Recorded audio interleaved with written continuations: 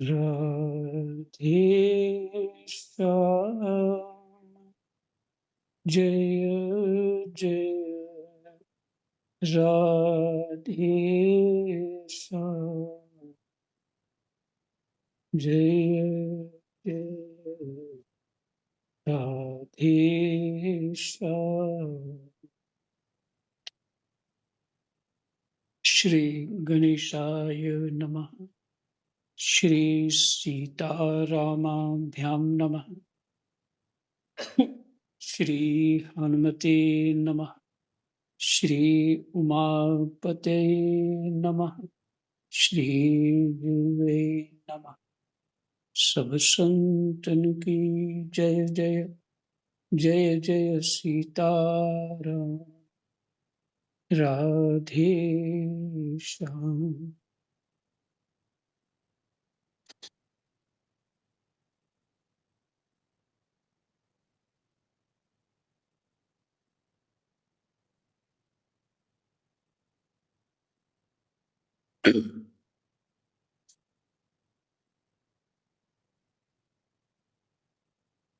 लेकिन भगवान तो स्वयं कह रहे, और हमें ये सुनाया जाता है कि शास्त्रों में ज्ञान थोड़ी है। शास्त्रों में ज्ञान थोड़ी है।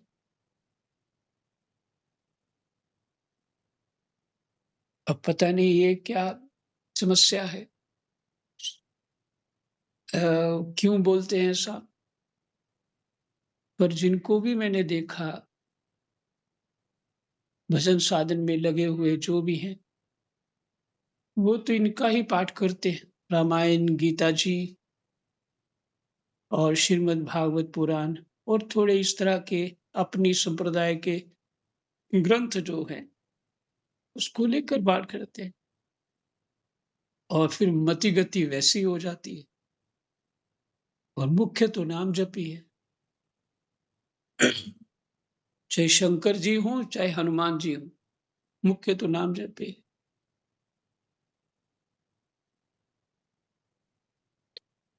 तो स्वामी जी की व्याख्या सुन लेते हैं इस संख्या 2 के श्लोक में। परा तथा अपरा प्रकृति की स्वतंत्र सत्ता नहीं है, यह ज्ञान है। और परा अपरा सब कुछ एक भगवान ही है, ये विज्ञान है। अहम सहित सब कुछ भगवान है, यह भगवान का समग्र रूप ही विज्ञान सहित ज्ञान है।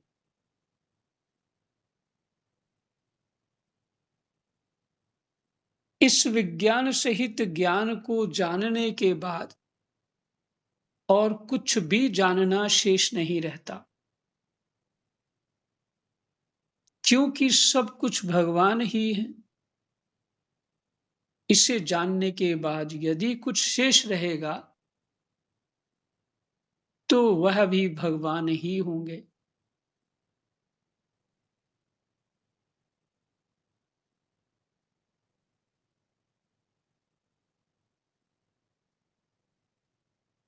इससे दो बात, जैसे लौकिक अलौकिक, ये बीच में स्वामी जी जो परा शब्द को अपरा शब्द को कह रहे हैं, सबको पता नहीं, कैसे जान लीजिए। जैसे लौकिक और पारलौकिक, जो लौकिक जो दिखता है इस लोक में, पारलौकिक जो अन्य लोक है, अर्थात जो इस लोक से, इस स्थूल शरीर से नहीं दिखता। सूक्ष्म शरीर जब दूसरे लोक में चला जाता है, नया जन्म हो जाता है, दूसरा लोक हो गया, या अथवा कहीं और किसी लोक में चला है, पारलौकिक। तो अब इसी तरह परा अपरा, दो प्रकार की प्रकृति है, जिसमें सूक्ष्म प्रकृति भी है और जड़ प्रकृति भी। आगे और खुल जाएगा। परा तथा अपरा प्रकृति की स्वतंत्र सत्ता नहीं है, क्योंकि पीछे भागवत जी में यहाँ भी सुन चुके हैं। प्रकृति भगवान के आश्रय है, आश्रय से है, कार्य कर पाती है और और भगवान से ही है।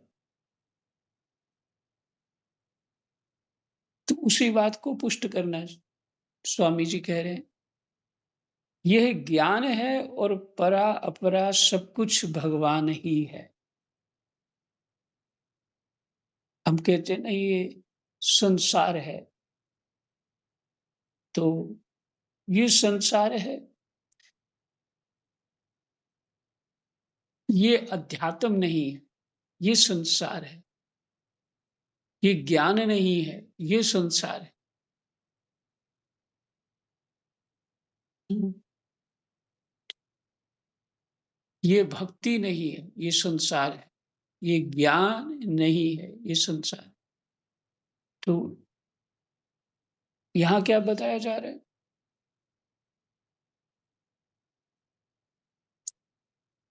क्योंकि वो ज्ञान से दिखता है, ये संसार नहीं है। जब ज्ञान हो जाता है, तब दिखता है, ये संसार नहीं। और केवल मन, बुद्धि, इंद्रियों से सुख-दुःख को अनुभव करते हैं, जैसे पशुवत। पशु भी तो यही करते हैं, सुख-दुःख अनुभव करते हैं। जितनी देर तक उनको बच्चे को पालना होता है, बस उतनी देर तक केयर करते हैं। उसके बाद वो त्यागी वैरागी हो जाते हैं।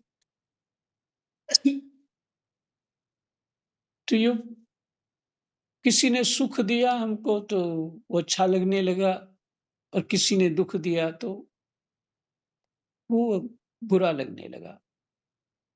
यही पशुवत जीवन है।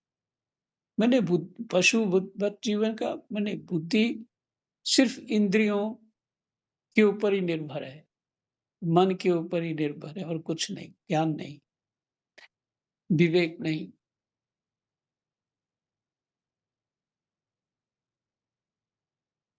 तो वो इस तरह का जो जीवन होता है, उसी को संसार कहा जाता है।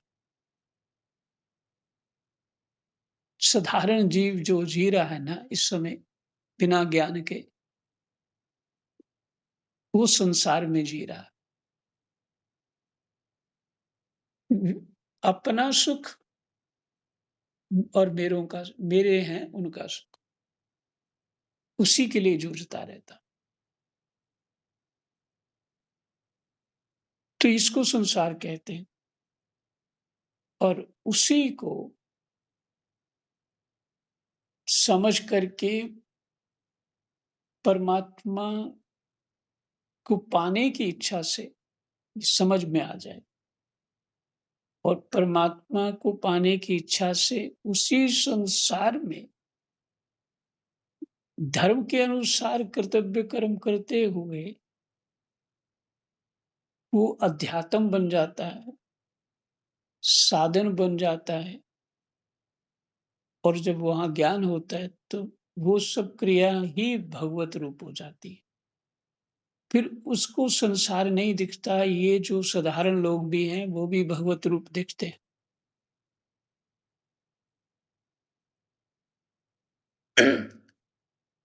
तो यही बात कह रहे हैं, ये विज्ञान है, परा-अपरा सब कुछ भगवान ही है। ये ज्ञान है? नहीं, परा तथा अपरा प्रकृति की स्वतंत्र सत्ता नहीं है। ये परमात्मा से है, ये ज्ञान है। और परा-अपरा सब कुछ एक भगवान ही है। ये विज्ञान है। जो विज्ञान के बाद उसका चित्त विश्लेषण करता रहता है, चिंतन होता रहता है, तो सब समझ आ जाती कि सब कुछ ब्रह्म ही है।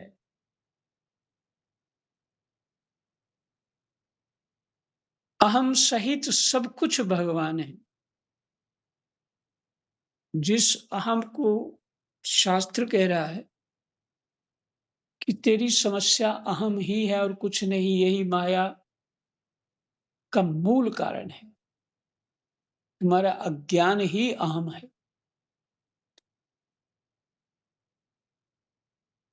जी स्वामी जी कह रहे हैं, समग्र रूप ही विज्ञान सहित ज्ञान है। अहम सहित सब कुछ भगवान है। इस विज्ञान सहित ज्ञान को जानने के बाद और कुछ भी जानना शेष नहीं रहता, क्योंकि सब कुछ भगवान ही है।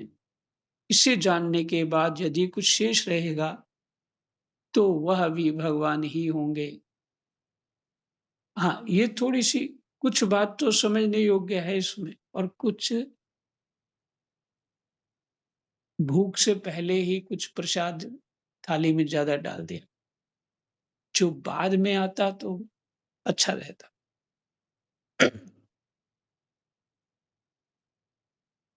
हमने यहाँ से यही लेना है कि परा तथा अपरा प्रकृति की जो स्वतंत्र सत्ता नहीं है, यही ज्ञान है। और फिर विज्ञान क्या है? उस सब को पूर्ण रूप से समझ लेना, ये विज्ञान है। आगे चलते हैं। पर श्लोक को फिर चित्त में बैठाने के लिए, तीसरे श्लोक को समझने के लिए फिर दूसरे श्लोक को पढ़ेंगे। और ये तो स्वामी जी की व्याख्या आपने सुनाई। भगवान कहते हैं, तेरे लिए मैं ये विज्ञान सहित ज्ञान संपूर्णता से कहूंगा, जिसको जानने के बाद फिर इस विषय में जानने योग्य अन्य कुछ शेष नहीं रहेगा। संख्या 3। हजारों मनुष्यों में कोई एक सिद्धि के लिए यत्न करता है, और उन यत्न करने वाले सिद्धों में कोई एक ही मुझे यथार्थ रूप से जानता है।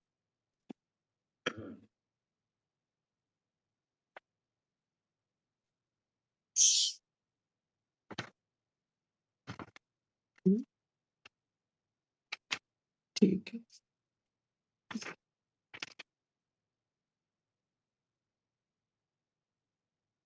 4 संख्या 4 और 5 एक साथ है। पृथ्वी, जल, तेज, वायु, आकाश, ये पंच महाभूत हैं। और मन, बुद्धि तथा अहंकार,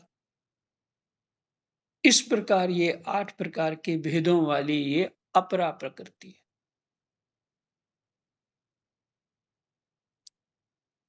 अब हम समझना चाहते थे ना पीछे परा की बात, तो स्वामी जी बोल रहे थे, भगवान जी ने ये नहीं बताया। पर अब स्वयं भगवान जी चौथे 5वें श्लोक में ये बता रहे।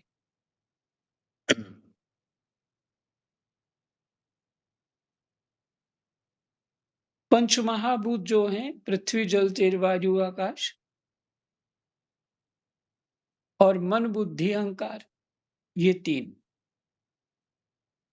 और चित्त जोड़ लेंगे तो बुद्धि, मन को चित्त भी कहते हैं, और मन चित्त 2 भाग भी हो जाते हैं उसके। तो इसलिए मन, बुद्धि, अहंकार और 5 जो हैं महाभूत, ये 8 हो गए। इस प्रकार ये 8 प्रकार के भेदों वाली मेरी ये अपरा प्रकृति है। और हे महाबाहो, इस अपरा प्रकृति से भिन्न जीव रूप बनी हुई, इस अपरा प्रकृति से भिन्न अलग जीव रूप बनी हुई मेरी परा प्रकृति को जान। अपरा प्रकृति को जान, जिसके द्वारा यह ये जगत धारण किया जाता है। स्वामी जी की व्याख्या नहीं पढ़ेंगे, क्योंकि बात समझ में आ रही है, तो उनकी व्याख्याएँ गहन-गहन पढ़ते रहेंगे तो श्लोक ही भूल जाते। संख्या 6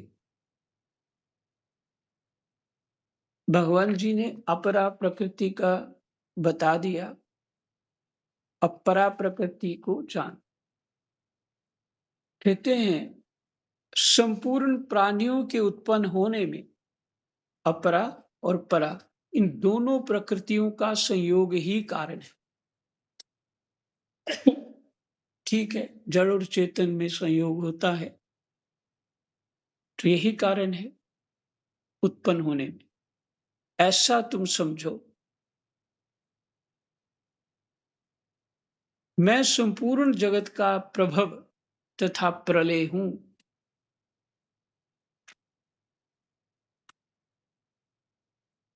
मैं संपूर्ण जगत का प्रभव तथा प्रलय हूँ। उत्पन्न करने वाला और प्रलय करने वाला।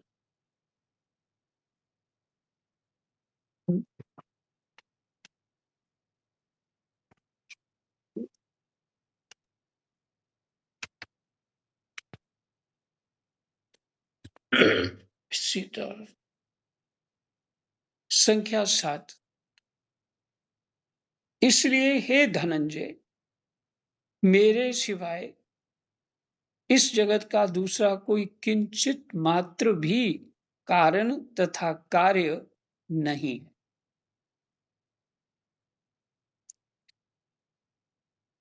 हे धनंजय, मेरे सिवाय दूसरा कोई किंचित मात्र भी नहीं है, मैंने कार्य कारण नहीं है। जैसे सूत की मनियां सूत के धागे में पिरोई हुई हैं, ऐसे ही ये संपूर्ण जगत मुझ में ही ओतप्रोत है।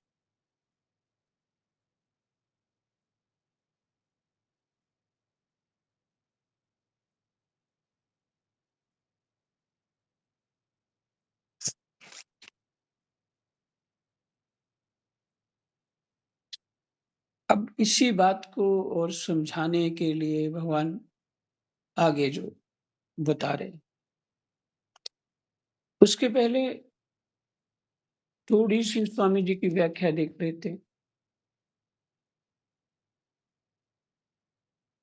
पहले श्लोक पढ़ के, हे इसलिए हे धनंजय, मेरे सिवाय इस जगत का दूसरा कोई किंचित मात्र भी कारण नहीं।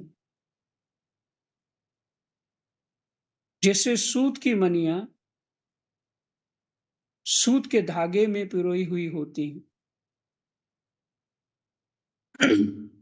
धागे में ही माला पिरोई जाती है, ऐसे ही ये संपूर्ण जगत मुझ में ही ओतप्रोत है। संपूर्ण जगत मुझ में ही ओतप्रोत है। मेरा ही आधार पे जगत के ये निर्माण जो दिख रहा।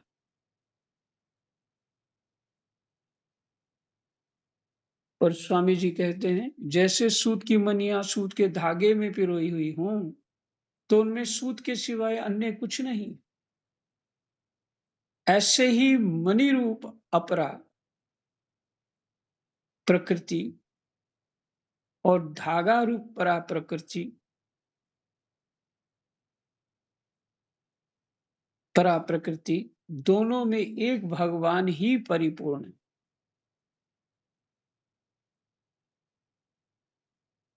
दोनों में एक भगवान ही परिपूर्ण है,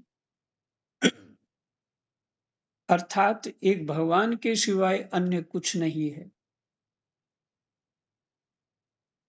तात्विक दृष्टि से देखें तो न धागा है न मनिया है, प्रत्युत एक सूत माने रुई ही है। इसी तरह न परा है न अपरा है, प्रत्युत परमात्मा ही है। अब हमको सिर्फ इतना समझना था कि कुछ और दूसरे रास्ते पे चल पड़े व्याख्या। हमको सिर्फ ये समझना है परा क्या है, अपरा क्या है? तो भगवान जी ने पीछे ये बता दिया कि जड़ और चेतन का जो संयोग है, जीव रूपा जो प्रकृति है, वो अपरा है,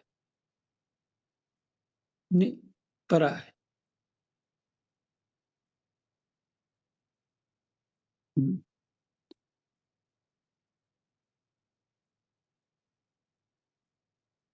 ठीक है।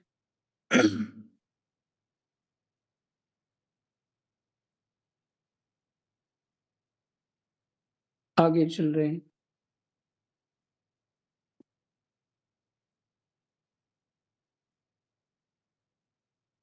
ये परा अपरा एक बार ठीक से इसको देख लिया जाए।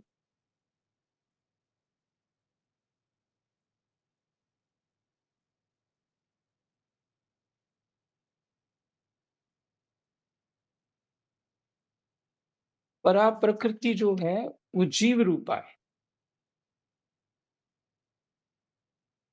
इसका मतलब है हम जीव रूपा प्रकृति में, परा प्रकृति में आते। आगे, और इसके साथ ही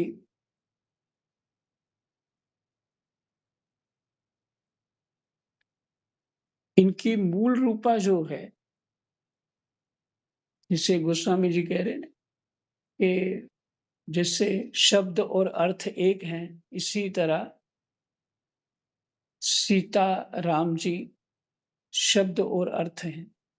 एक शब्द है, एक दूसरा अर्थ है। तो मूल रूपा वो सीता, राधा, भवानी, मूल रूपा प्रकृति वही है,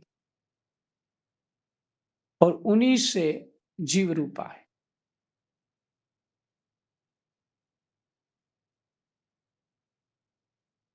मने परा प्रकृति, और ये भी कह सकते हैं वही परा प्रकृति। आगे, ये ज्ञान सहित विज्ञान समझा रहे। कैसे विज्ञान क्या है उसको ठीक से जानना, ये कैसे है, ये विज्ञान हो गया। संख्या 8। हे कुंती नंदन, जलों में मैं रस, जलों में रस मैं हूं, चंद्रमा और सूर्य में प्रभा प्रकाश मैं हूं, संपूर्ण वेदों में प्रणव ओंकार अब मैं हूं, और आकाश में शब्द मैं हूं, और मनुष्यों में पुरुषत्व मैं हूं।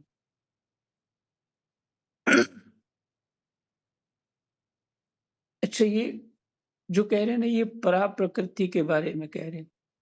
जलों में रस मैं हूं, चंद्रमा और सूर्य में प्रभा मैं हूं, संपूर्ण वेदों में प्रणव ओंकार शब्द ब्रह्म, मनुष्य में पुरुषत्व मैं हूं।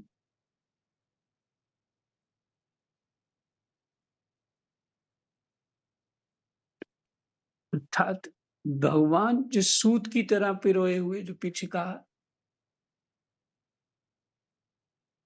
इन सब में परमात्मा ही है। तो इनके बिना सृष्टि नहीं हो सकती, जगत नहीं हो सकता।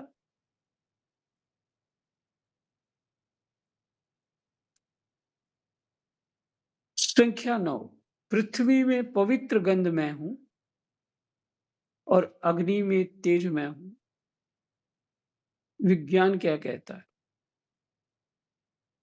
पृथ्वी से गंध निकाल दी जाए वैज्ञानिक तरीके से, तो वही पृथ्वी जल हो जाएगी।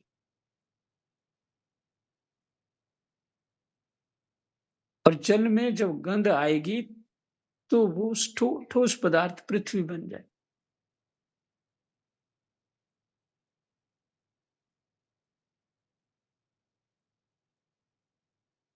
फिर इसी तरह जल से रस निकाल दिया जाए, क्योंकि रस भी भगवान ही, और गंध भगवान है तो रस भी भगवान है। तो रस निकाल दिया जाए तो वही जल तेज रूप धारण, अग्नि रूप धारण कर लेते, और उस तेज से रूप निकाल दिया जाए तो वही अग्नि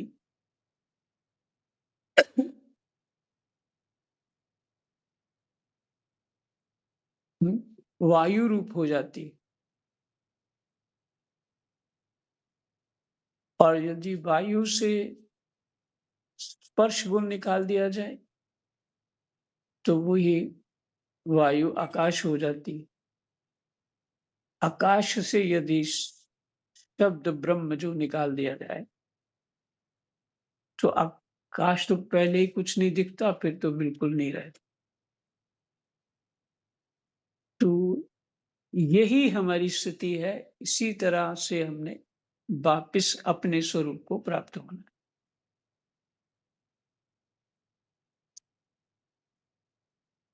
संख्या 9।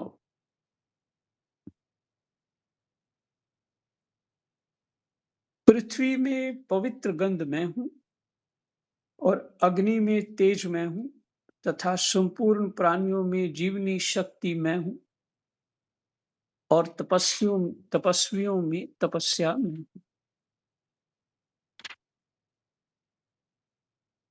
जब भगवान कह रहे मैं तपस्या हूं, तो हम कैसे कह सकते मैंने तपस्या की?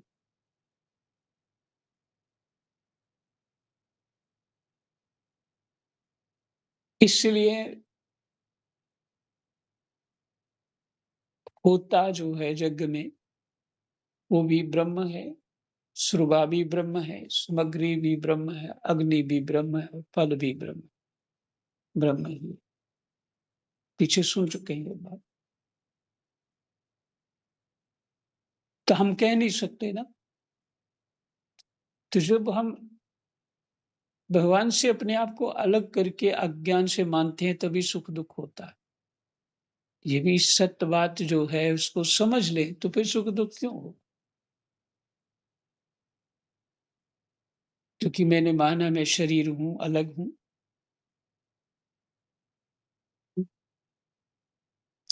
हे पृथानंदन, संपूर्ण प्राणियों का अनादि बीज मुझे जान।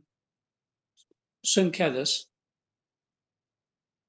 हे पृथानंदन, संपूर्ण प्राणियों का अनादि बीज मुझे जान। बुद्धिमानों में बुद्धि और तेजस्वियों में तेज मैं हूं। जिस भगवान को जहां से जैसा प्रकट होना है, जहां बल बढ़ाना है वही करते हैं।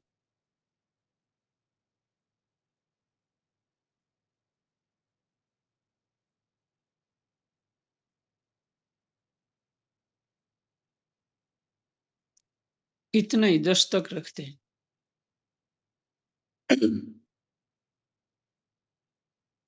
कृष्णाय वासुदेवाय हरये परमात्मने प्रणतः क्लेशनाशाय